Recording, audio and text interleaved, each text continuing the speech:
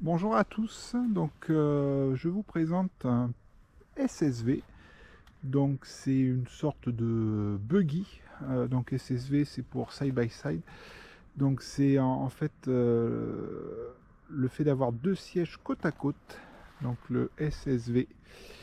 Donc là c'est un Can-Am Maverick Trail, 1000 cm3, équipé donc du moteur Rotax bicylindre qui développe sur ce modèle environ 75 chevaux. Donc on peut faire un petit tour, l'échappement, la courroie, hop, je passe, et là vous retrouvez donc le bicylindre, le célèbre bicylindre 1000 Can-Am. Voilà, donc bon, faut savoir que sur un SSV tout est en option. Donc là, les options qu'a ce modèle, c'est le coffre, donc ici, qui vous donne quand même une, sur V1, qui vous donne une belle capacité de chargement, beaucoup plus qu'avec un quad. Donc j'en profite. Hop.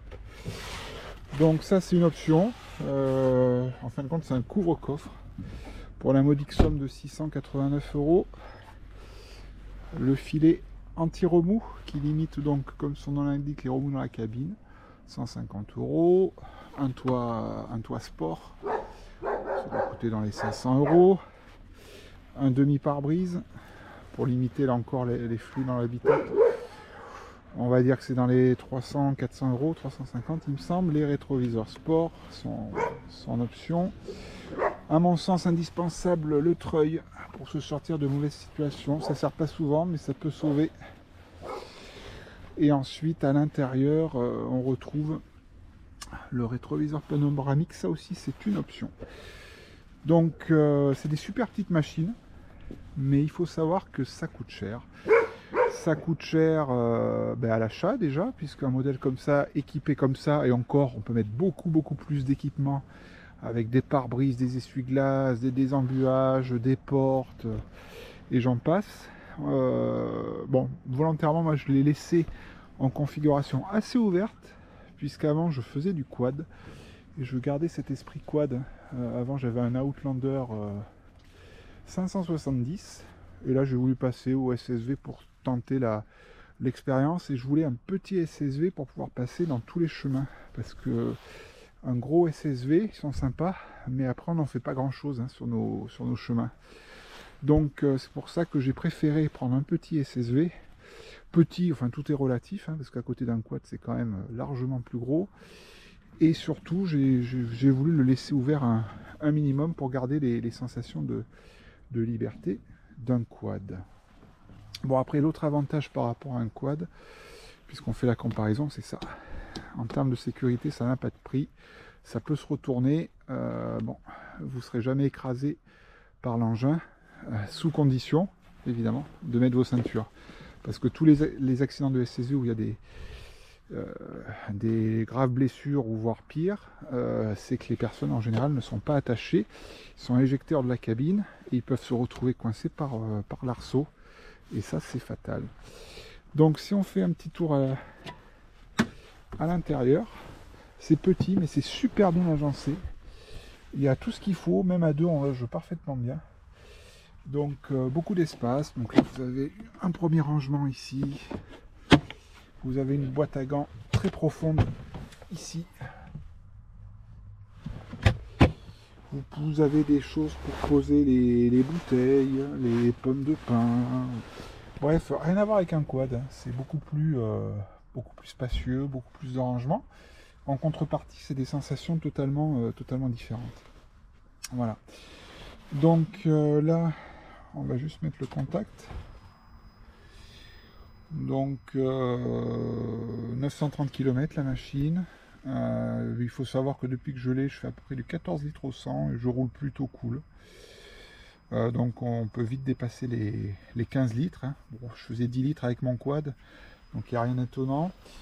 La chose super par rapport à mon 570, c'est qu'il y a un différentiel arrière qui peut être bloqué ou débloqué, donc sur la route c'est super, ça donne plus d'agilité, ça vous laboure pas le jardin. La commande 2 roues, 4 roues motrices. Ça c'est l'aide pour la descente où le véhicule va freiner tout seul. Bon, il est équipé de l'ABS, notamment de l'anti-patinage. Enfin bon, c'est quand même, il y a pas mal d'électronique. Et après le compteur, il est top, hein, il est bien lisible, il y a toutes les infos, il y a l'heure, il y a la température, l'essence, tout en un coup d'œil. On peut le configurer facilement grâce à la molette ici, hein, où on peut changer, on peut voir les stats liées à la vitesse. Voilà, je suis monté à 99, c'est monté, c'est bridé à 105, hein, en toute légalité avec l'ABS. 63 degrés, c'est la température du moteur, le voltage de la batterie, etc. Voilà, mais écoutez, vous pouvez voir ce que ça donne sur les petits chemins dans les vidéos de la chaîne que vous allez trouver facilement. Voilà. Allez, voilà ce que ça donne une fois démarré. Donc c'est assez bruyant, hein. Il y a le moteur derrière, c'est sympa. Ça donne de bonnes sensations.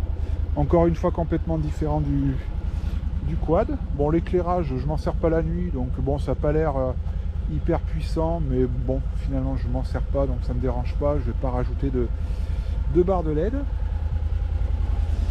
À l'arrière, c'est des feux à LED, sympa. Et voilà le Rotax qui ronronne. Et voilà, donc machine sympa pour les petits chemins. Après, on fatigue beaucoup moins qu'avec un quad. C'est complètement différent, hein. C'est incomparable. J'aime bien les quads, j'aime bien les SSV, mais cherchez pas à les comparer, c'est des sensations totalement différentes. Et après, évidemment, le prix de ces machines, c'est pas donné quand même, parce que ce modèle-là, avec les options que je vous ai présentées, c'est à peu près 24 000 € prix catalogue. Voilà. Donc bon, bien sûr, on arrive toujours à avoir un petit peu de remise sur le véhicule neuf et sur les accessoires, mais c'est quand même un sacré budget. Voilà, même le chien s'y intéresse. Allez, à bientôt pour de nouvelles aventures.